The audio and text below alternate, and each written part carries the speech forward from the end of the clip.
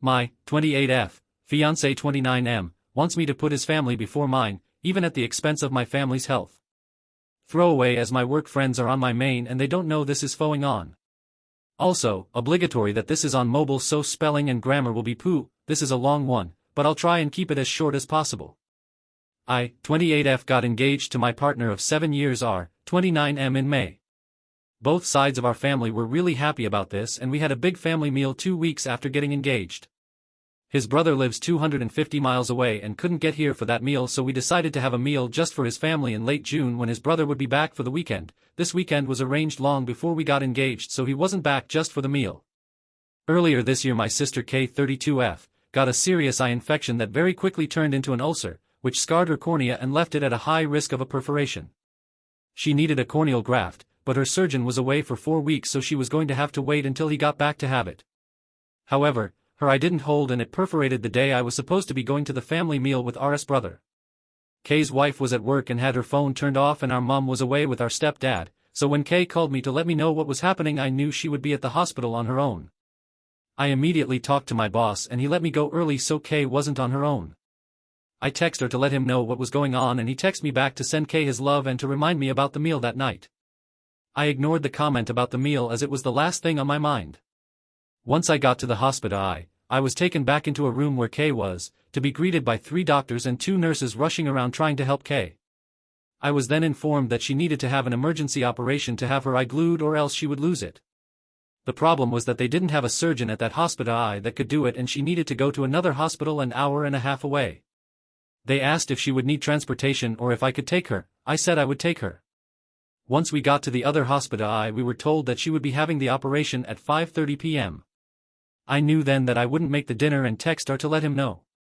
He flipped out and basically told me to leave Kay at the hospital and have her wife pick her up after the op was done. At this point I still hadn't been able to get a hold of Kay's wife.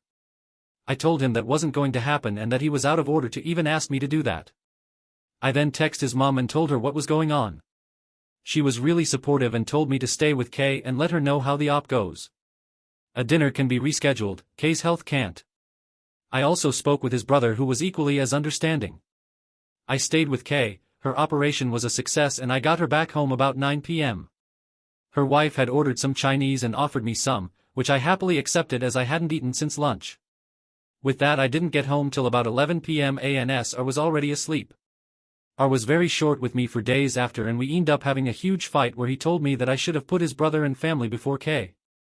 He said he was embarrassed going to the meal without me. I responded that I was embarrassed though I would put a meal before my sister's health. This led to another week of awkwardness between us before we finally sat down and we sorted it out, or so I thought. 8 weeks ago Kay got her graft and so far everything is going really well with it. On Saturday his brother was here so we went out for dinner with his family.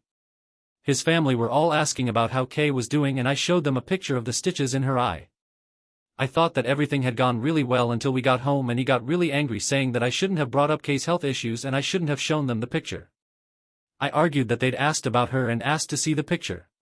It ended with him telling me that I needed to put him and his family before Kay or else we weren't going to work. His family will come before mine once we are married so I should get used to it. I went upstairs and packed a bag. I'm now at my mum's house and he's been bombarding me with text and calls since I left. I do love him, but I will never put his family above my own family's health. I feel like he's expecting me to spend every holiday with his family and put their wants above my family's needs, which won't happen. I'm very close to my sister and my mum, that's not going to change. So I don't really know how to move forward or if I even want to. Has anyone experienced anything like this before? If so, how did you deal with it? TLDR, my fiance got mad that I missed a dinner with his family because my sister needed emergency surgery and I was the only one available to take her. He is now insisting that I put his family before my own. I don't know how to move forward with him. Edit, for some reason it won't let me do a full update post even on my own page so I'm just going to add it to here. Thank you so much for everyone that commented. I replied to as many as I could but I read all of them. Warning, this is going to be longer than the original post, a lot has happened. Once I decided to end things with him, I knew that the main issue would be getting him out of my house. I own the house outright. My grandma died 5 years ago and left her house to my mum, who sold it and split the money between me and my sister. I then bought my house with that money about a year after she died. I got in touch with my stepdad's friend, who is a landlord the day after I wrote my original post, who then put me in touch with his solicitor. He didn't have time to see me in person that day, but we did have a phone call where he gave me my options. In the UK we have something called a Section 8 notice. This is a 14-day eviction notice, and the solicitor said this would be the quickest way to get him out. However, he could try and contest it if he wanted to, which would lead to court dates and could take months. I asked him to draw up the notice and date it for Friday, the next day. I'd already made the decision to end things with him after work on Friday, so that he could have the weekend to sort through his emotions before work on Monday. On Friday morning I texted R and asked him to meet with me at our local pub after work. He quickly agreed. Not only is the pub a public space, but my stepdad and a few of his work friends go in there every Friday after work for a few pints, so I knew he would be there to step in if I needed him. Thank you for suggesting this, Redditors. I also picked up the eviction notice on my lunch break, so I was ready to give it to him. Cost £250 but was worth it.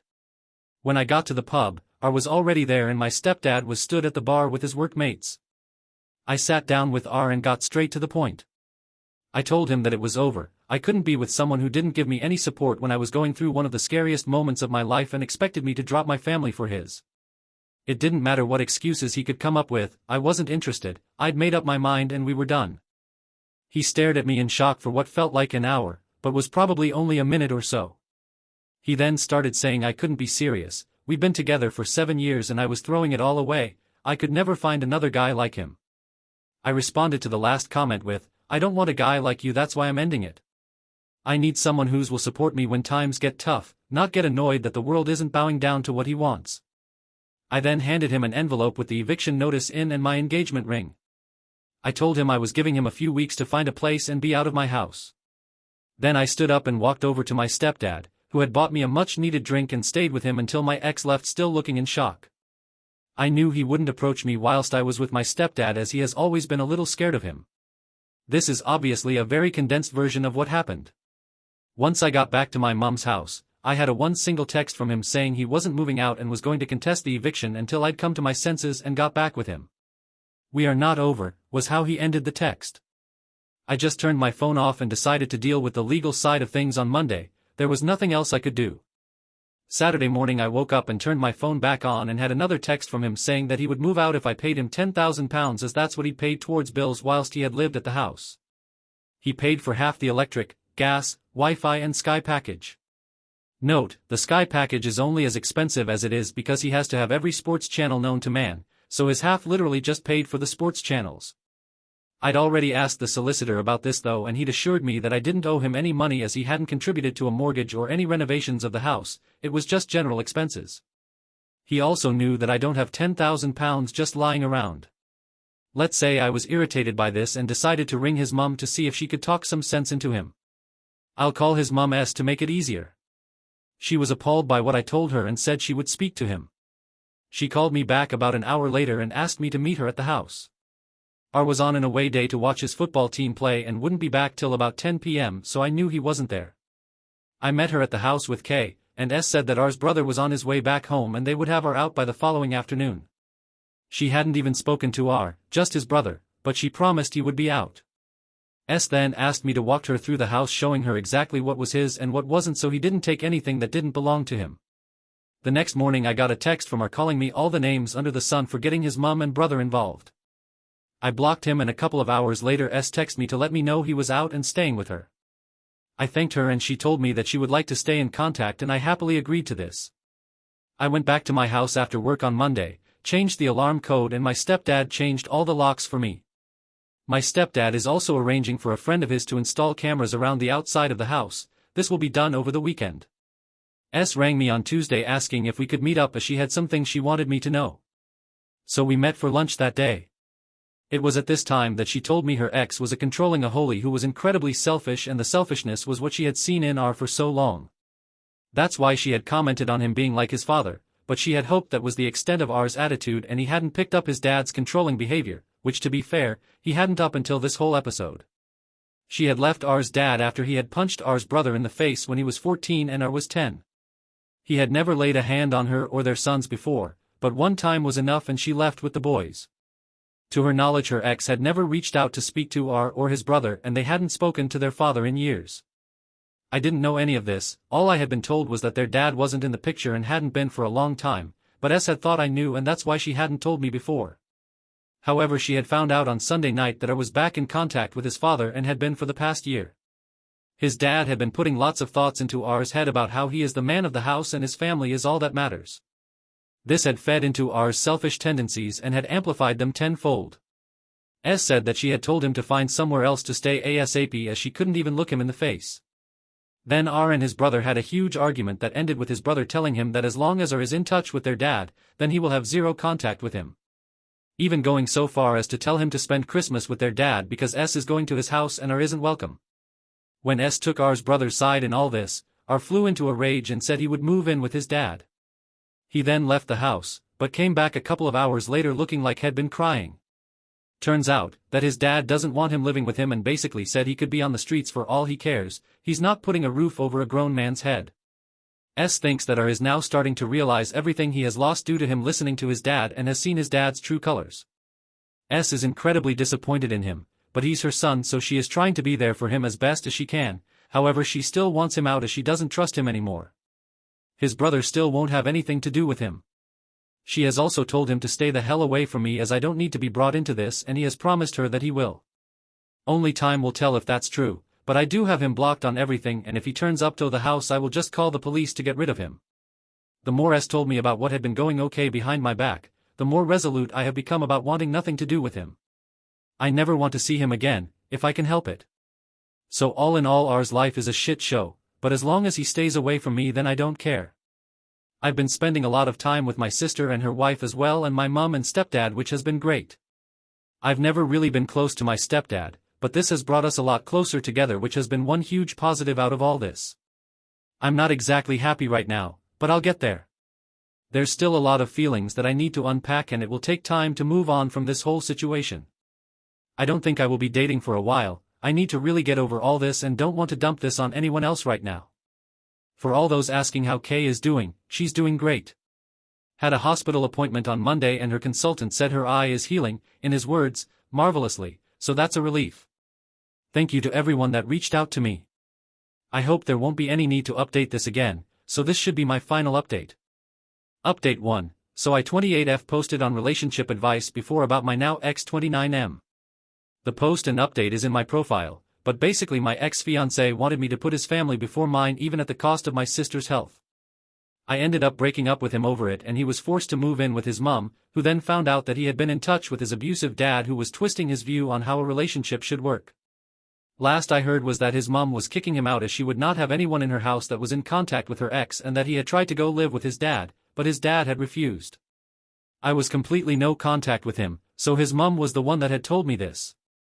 I'll call my ex R and ex's mum S to make things easier. I hadn't heard from R in weeks, but yesterday he showed up at my house. I had the chain on my door so opened it with that still attached, no way would I let him in. He basically told me that he had nowhere to live. His mum isn't speaking to him and his dad won't put a roof over a grown man's head, his words not mine. He asked if I would take him back or at least let him live with me. No way in hell would I get back with him and getting him out the first time only went easy because his mum stepped in to help. He had threatened to take me to court knowing that if he did it could take months to get him out and then said he would only move if I gave him £10,000. I contacted his mum, who was furious about that and she turned up with his brother and forced him out. I told him that there was zero possibility of him ever living with me again and that we were 100% over. He started shouting at me and calling me all sorts of names, so I threatened to call the police if he didn't leave and shut the door. I have cameras all over my house so I caught everything he did and said on camera and have saved it to a USB just in case. He then went crying to all our mutual friends and had managed to get back to his mum.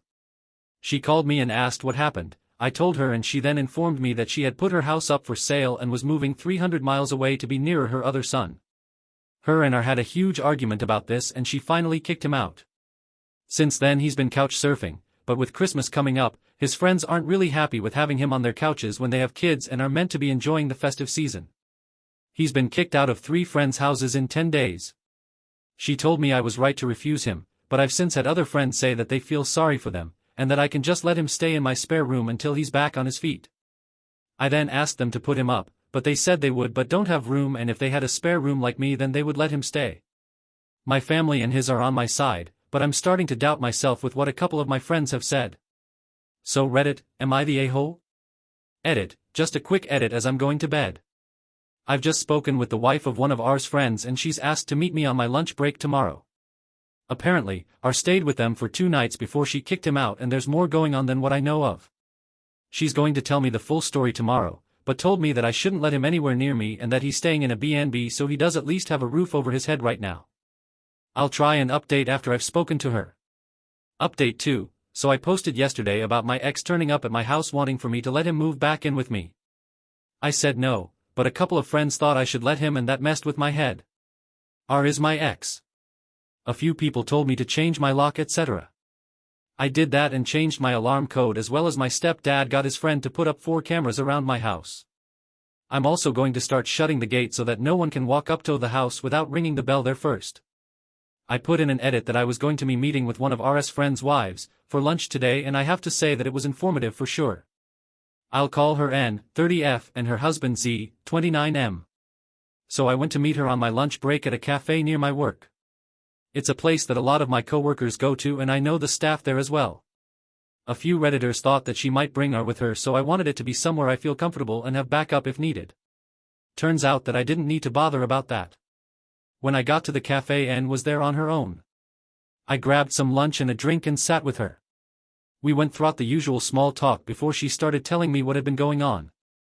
R rang Z on Thursday morning saying he had nowhere to go and could he stay with them for a few days. Z spoke to N and they agree he could stay in their guest room. R went to their house after work and they had a long talk where R told them he has a flat lined up, but can't move until January. Z and N agreed to let him live with them until January as long as he followed some basic rules and paid for his own food. The rules were things like, no bringing women back there and if he went out drinking he had to be quiet when he got back so he didn't wake their daughter who's 6. He agreed to all this and paid for a Chinese for them all that night. The next day after work R went to meet his dad in the pub for a few pints. When Z and N went to bed R still wasn't home. They were woken up at about 2 in the morning by R arguing with a woman. Apparently, R had met this woman in a bar, took her back to Z and N house, got his pleasure and then told her to get dressed and fuck off once he was done. She had gotten angry, which started an argument where R was saying some horrific shit to her. N took the woman downstairs and got her a taxi, whilst Z stayed upstairs arguing with R.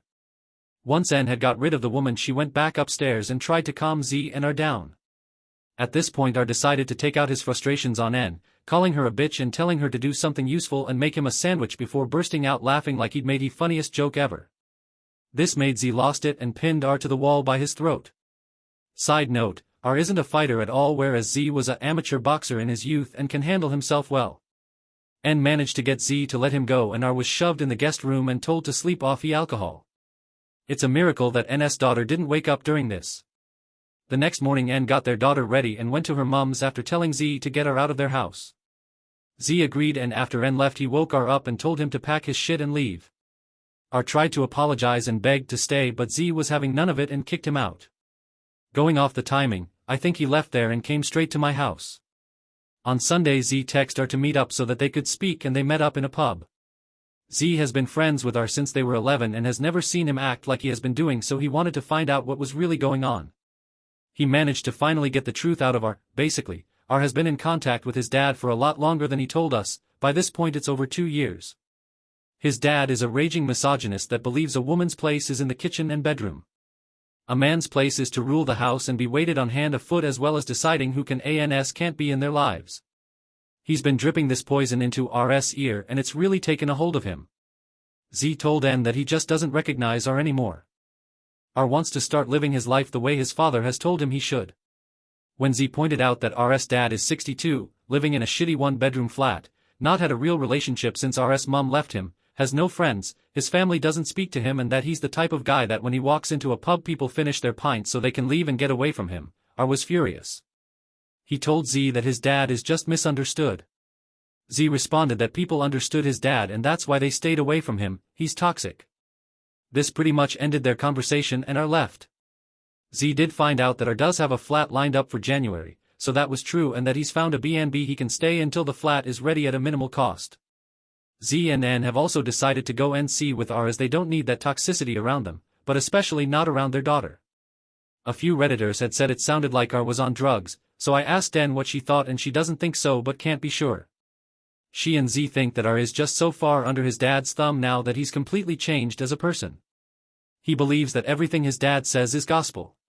She did let me know that R has a burner IG account that he is using to check on my IG and I immediately made my account private.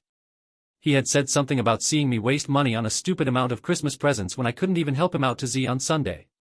I'd been to a Christmas market on Saturday afternoon and had posted pics on IG. All of this just made my resolve stronger that he will not be getting anywhere near my house again. It also made me realize that I don't have any feeling for him anymore other than frustration at how he's acting and some sadness at how far he's fallen from the man I once knew. I thought that hearing he had another woman in his bed would annoy me, but there was just nothing. I couldn't have cared less. I thanked N for the info and we agreed to keep in touch. We won't be as close as we were when I was with R, but it feels good to have someone who knows the entire situation and has seen R's behavior with his own eyes. There were also some Redditors that told me to ditch the friends that had told me to let him stay with me. Unfortunately, I can't ditch them completely as they're part of the friend group and that would just cause unnecessary drama, but I will be keeping my distance from them and only talking to them when part of the group. I'm currently at my sister's and we are going to watch a Christmas film to get us in the mood to decorate all our houses this weekend, so I will be on and off for the next few hours if anyone has any questions. Thanks for the votes and giving me some perspective. Reddit isn't all bad. Update 3. Still have people reaching out to see if I'm okay. A few hated me just using initials, so R is Rob.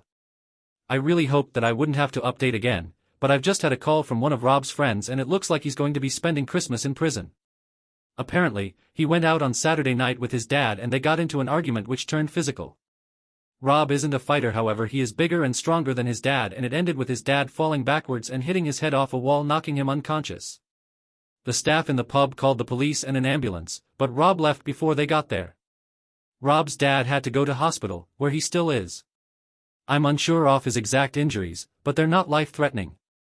He must also be awake as he is pressing charges against Rob, however they won't keep him in unless absolutely essential at this time of year. Rob was arrested on Sunday morning at the B&B he's been staying at and had to appear in magistrate's court on Monday. Due to him not having a fixed address right now and the fact that his dad is still in hospital, he has been remanded on a Section 18 with intent. Unless he can find permanent address to go to, then he won't be getting out until his trial at Crown Court. I know his mom is already at his brother's over 250 miles away, so I don't think she will be able to help right now. Finding this out has actually given me a sense of peace right now. I've been trying to ignore it, but the chance of him turning up and spoiling Christmas has been at the back of my mind ever since he turned up at my house. I'm hoping he stays in over Christmas so that I can just relax.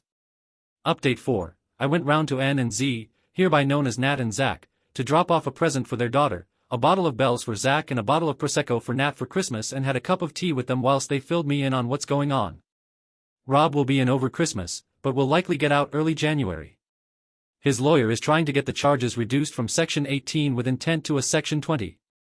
I only found out today that a Section 18 with intent is one step down from attempted murder and you're looking at double digits in prison if you get found guilty. Section 20 is a lot less severe and is usually a 2-year suspended sentence for first-time offenders, which he is. His lawyer has said that if he pleads guilty to the Section 20, then CPS will lower the charges to get this one over and done with ASAP, as the courts are ridiculously backed up in the UK right now and prisons are full. Zach went to the B&B he was staying at and got Rob's stuff, which is now sat in his garage as one last favor to Rob, Zach's words. He can't get in touch with me without my consent whilst he is locked away. The prison literally has to ring me and ask if it is okay that I get put on his approved call list, and only then is he allowed to ring me, which won't be happening. I've also spoken to his mom, who has basically washed her hand of him for the time being. She thinks that he needs to learn his lesson, and maybe spending Christmas in a cell will teach him how much he's lost the plot. She has spoken to him and said that he's now saying the right things, but only time will tell if he means them. He is talking about moving to be near his brother to get away from their dad, so maybe he has seen the light. His brother has refused to go onto his call list, so Rob can't contact him, so I don't know how that will work. As for his dad, he is still in hospital with a broken hip and has had to have surgery to fix it. The broken bone and head injury is why the charges are so high right now. I feel like a weight has been lifted off my shoulders, knowing he can't ruin my Christmas. I'm just about to pack everything into the car and go and stay at my mom's until January 2nd, but thought I'd finish the year off letting everyone who's helped me and supported me through this know what's going on. Merry Christmas to everyone that celebrates it, and hope everyone is doing well. Update 5, Hi all, sorry it's been a while since my last update, but I wanted everything to be finished before I update it again. Rob spent Christmas on remand in prison.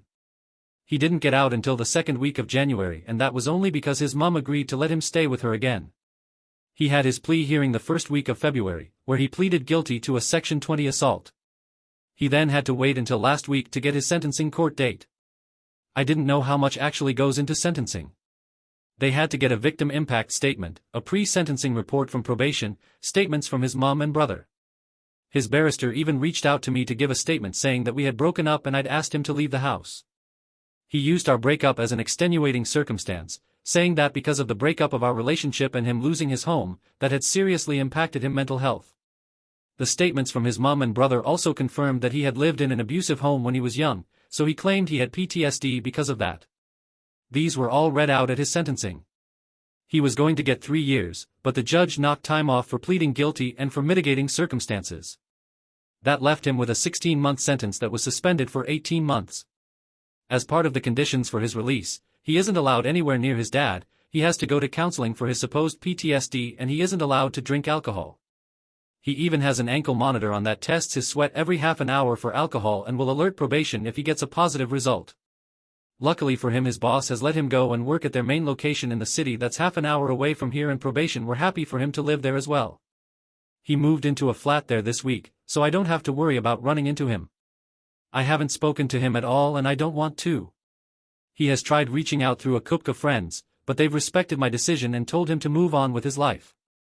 However, I did speak to his mom yesterday and she said that she thinks he's depressed, but so far he's doing okay. She's the one I got all of this information from. It's a strange mix of emotion for me towards him, as I still care on some level, just not enough to keep him in my life. I know I need to keep him away from me, as I can never see him like I did at this time last year. It's crazy to think that it's only been a year since we got engaged. So much has happened. Other than those mixed emotions, I'm doing well. I've been hanging out with my sister and her wife a lot more, as well as catching up with friends. I'm still working at the same place and I don't see that changing anytime soon. For the people asking about my sister, she's doing good. She had a setback last month, but she seems to be over that now and has just been approved to have some form of newish stem cell treatment at the UK's biggest eye hospital. Which is fab news. She tried to explain it to me, but it involves them taking her blood and putting it into her eye, which grossed me out, so Elle told her to stop. However, because she's my sister, she then sent me pictures of what they do and Mum had to step in and tell her to stop. No matter how old we get, I don't think we will ever stop trying to annoy each other. So all in all, I think we're all moving on with life. Unless there's something big happen, then this should be my last post. I really want to thank everyone for their kind words and support. This has restored my faith that there are still good people out there. Update 6, Hi all, I really hoped I wouldn't have to come back, but I've had several DMs on this account saying that a TikTok video is claiming that I'm back with my ex. I don't have TikTok, so I haven't seen it, but that's 100% not true. I haven't seen or spoken to him since my last update. As far as I'm aware, he's still living in the city half an hour away and is doing okay. I'm not really interested, to be honest. Rob's mom has accepted an offer on her house and has moved in with his brother until she can finalize the purchase of her house and find a flat she likes. Everyone else is doing well, my sister the same, and her eye is still healing. She's got some new glasses and says her vision is now nearly back to normal, so that's good. My sister and 7 other family and friends went out to Germany for England's first game, which was a lot of fun. Other than that, I've just been working and finding my new normal. Please don't listen to anything said about this on TikTok, YouTube, or anywhere else. I will not be getting back with Rob, the ship has sailed off the edge of a cliff. Hope you are all well. Final update, so, I got a new phone and completely forgot about this account. I only came back as I bumped into Rob a couple of hours ago, and I remembered about this. Logging on, I've got messages saying that Rob has posted his version of the story on here. He hasn't. He doesn't have Reddit. He hates all types of social media. He has Instagram, but that's it, and he barely ever uses it. So whoever has posted something saying that they're him, it's bollocks. On Rob, he still lives in a nearby city and was just back to visit some friends. We had a quick hi and bye conversation, that's about it. I've been dating someone for the past 6 months, and things are going slowly, but great so far. I'm not sure about Rob, but he seemed to be doing okay. That's it, I just wanted to address the ex's story crap I've had messages about. I haven't read it as I don't know where to find it, but it's apparently been on TikTok, which I don't have. Edit. I've also just read a DM that said I was lying about my sister's emergency operation as there's no way she would have been able to have the surgery at 5:30 and be home by 9. To address this, the surgery was done under local anesthetic. It took less than 15 minutes for them to cut away the damaged cornea and then superglue the hole. They then reinflated the eye and put a bandage lens over it.